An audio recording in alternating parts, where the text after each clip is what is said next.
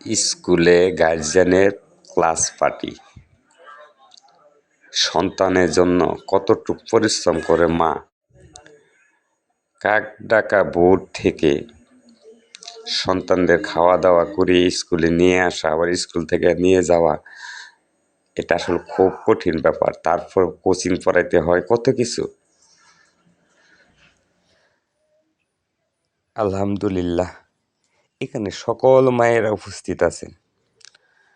Guardian এমন হতে হয় যে একটা মাও বাকি নাই, সবাই উপস্থিত।